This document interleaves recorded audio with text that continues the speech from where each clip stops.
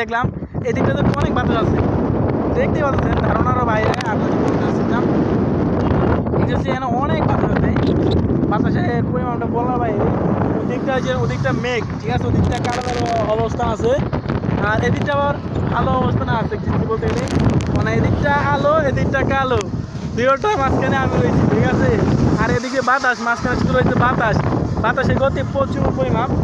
এই ব্রিজটার মধ্যে আছি, ব্রিজটা কেমন এই দেখা যাবে। আমি হয়তো বেশিক্ষণ থাকবো না ব্রিজের সাথে, এখানে প্রায় 2-3 মিনিট রোয়া সামনে গায়ে যাবো। সামনে তোমার আছে রূপনগর আছে, তো আমি ওদিকে রূপনগর চলবো। তো আমি আমার সাইকেল নিয়ে আসছি, তো সাইকেল নিয়েই তোমার মাঝে মধ্যে ট্যুর দেবো, ঘোরাফেরা করবো। আপনাদের সবসময় নিবেদন ভালো ভালো ভিডিও দেওয়ার জন্য চেষ্টা রাখবো।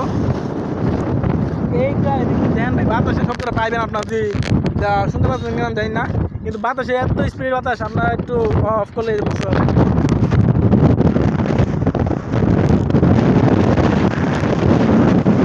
দেখছেন ভাই, আসলেই পুরা গতিহীন বাতাস।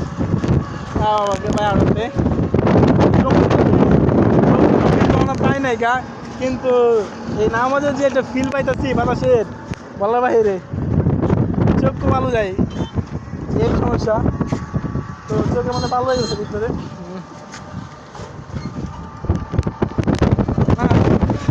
বেশিক্ষণ থাকা যাবে না, এদিকে প্রচুর পরিমাণ বাতাস, তো বাতাস চলে না আমার সামনে আগে যেত মনে হয়।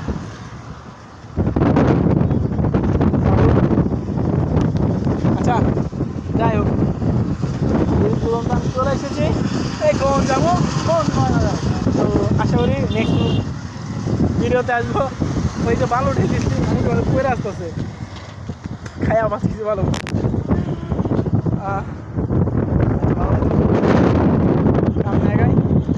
সামনে ভিডিওটা আপনাদের পাবো, দেবো ওকে।